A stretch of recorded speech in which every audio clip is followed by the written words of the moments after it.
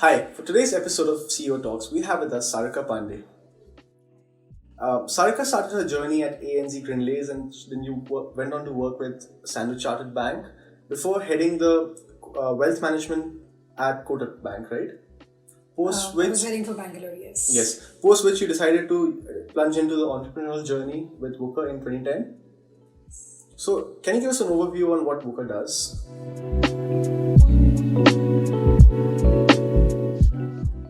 So Wooqer is an app for ops which enables non-technical people like us to build apps almost as easily as we make Excel files or PowerPoint presentations without having to walk up to a technical person, without any dependence on a developer. Okay. And what exactly were the market opportunities that you guys could identify, and that's the reason that you came up with the company? So we recognized early on that the world is moving towards digital. And increasingly, more and more of the work that people do, they will want to bring onto a digital medium. And when I say digital media, I would want to digitize the work itself, the workflows, the approach to doing that work. But we found that in most organizations, let's say if I'm a 10,000 people company, I probably have 1,000 managers. And the job of these 1,000 managers is every day to make something work better than yesterday. And technology is the only force multiplier available. Everything else is incremental. I can grow from 100 to 110 by doing great work. But with technology, I can grow from 100 to 1,000.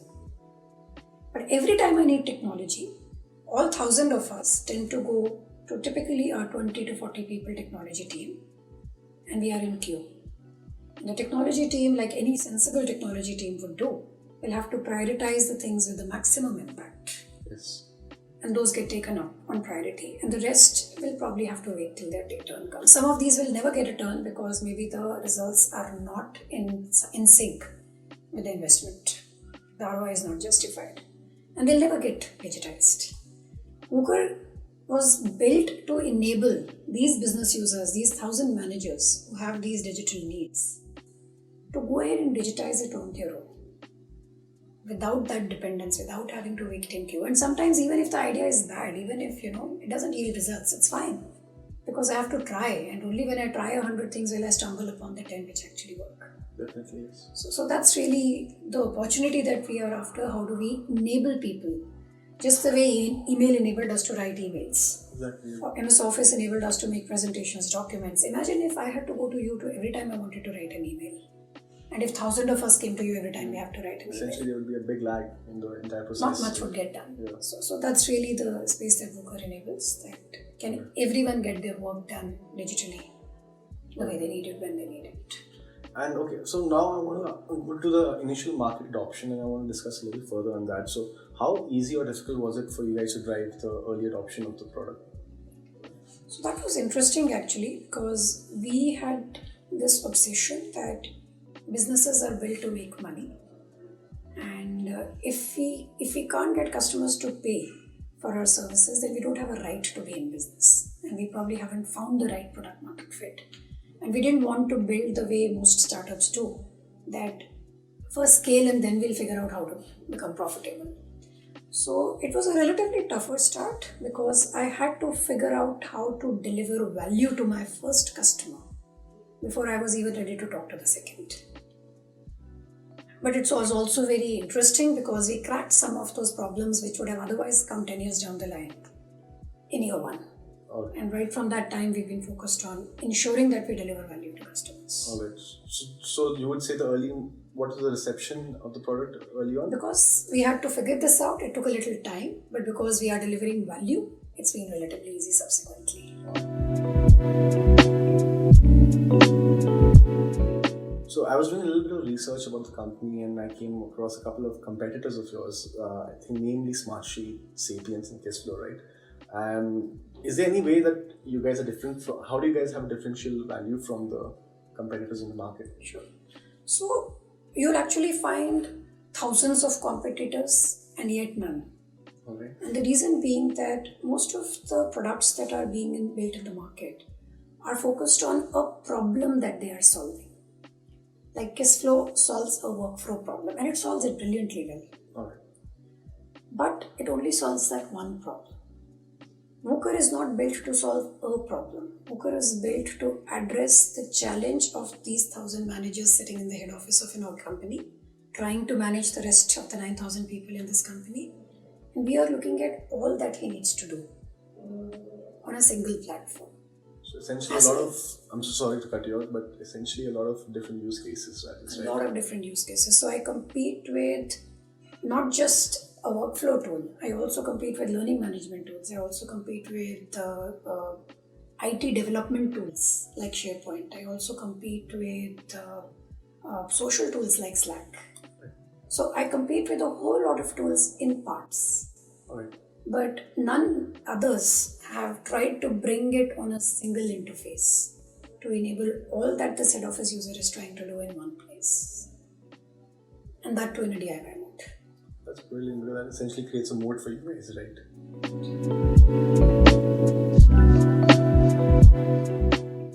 And when you guys onboard a client or a customer, what is the measure of success? What is like a quantifiable measure of success that they have to witness the difference that Wooqer brings to the business?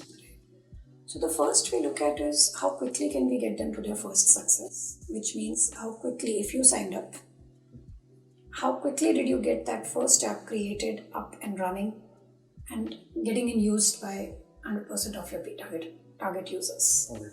So that's my first measure of success. Subsequently, how many more people in the company have actually gone on to creating solutions on Wooqer? Alright.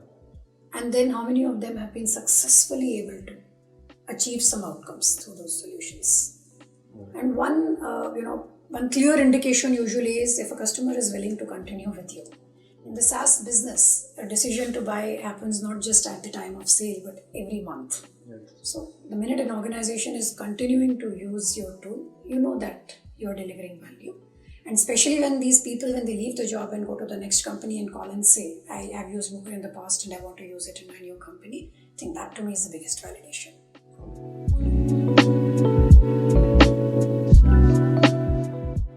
So at the time of inception, what did your core team look like? We were about 5 people. Alright. The founder, I was handling customers and sales, we had a technology lead, we had an office boy, and we had a developer. Alright. And how big is the team now? We're about 50 plus people now. Alright. And continuing to grow. And you guys have offices in multiple cities, or you guys? So our primary office is now in Bangalore, with another one in ancillary one in Udaipur, and of course our headquarters is the US, but most of the operations are managed out of India.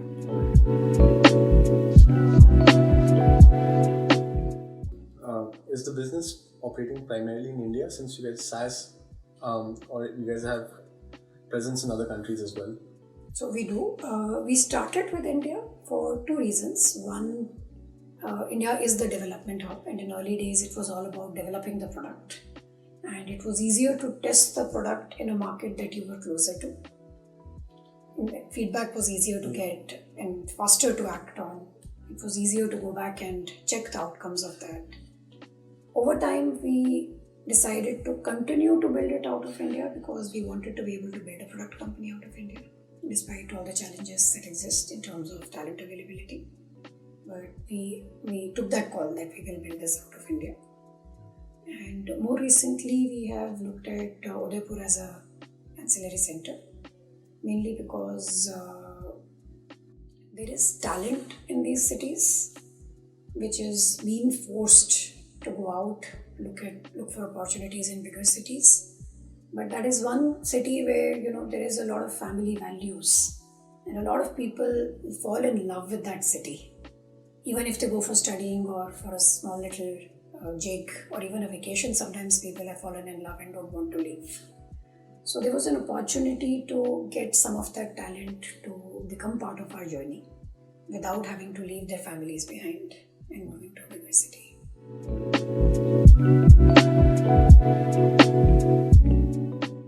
Tell me about a project that required you guys to be a lot more innovative and creative.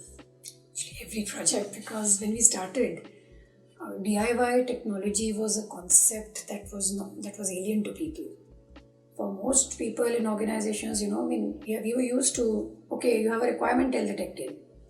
So you were always in a give requirements and evaluate what you got. So you were always in an evaluation mode. And suddenly tables turned.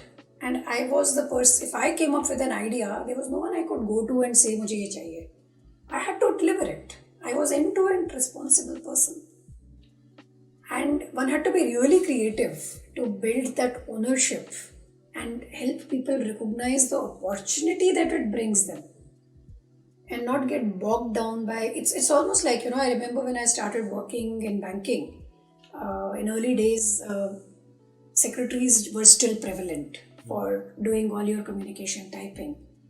But when the secretaries got taken away because there was email and everyone had a PC, the older people, the senior management in those days did have a struggle. They didn't know how to type. They used to type with one finger because to type you needed to go through a typist training, and no one went through that except the typists. So it was a struggle. They had to acquire a skill, and a lot of people, senior management in those days, did struggle with this. But today, look at us. Yeah, everyone knows how to type. Our kids will know how to type before they know how to write. Yes. So, similarly in organizations, that is a transformation that we initiated. That they were used to telling others. They knew how to give requirements, but they didn't know how to create solutions. They didn't know how to make them, execute them successfully and see them through that change management process. And we had to be fairly creative through those early days to build acceptance towards people wanting to acquire those skills and put in that effort.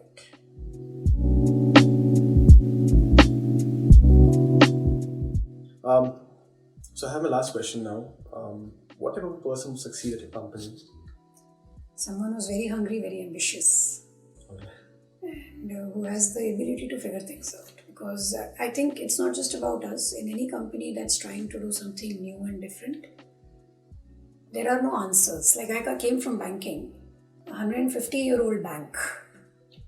There was nothing unknown, more or less. Yes. Of course, with the digital era coming in, a lot of unknowns did creep in.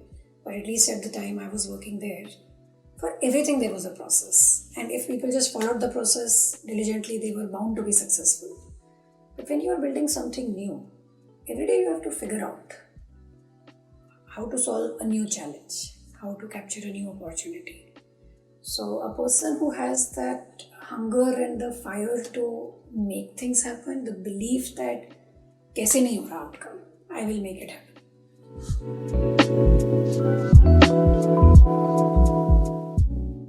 So what's the first career you dreamed of while you were a kid? As a kid, it was to run a childcare center. They hadn't yet started off then. Name a company and a CEO that inspire you. Actually, Vishal inspires me the most, but other than that, I'd say Jeff Bezos, Amazon. What's the last book you read? Contagion.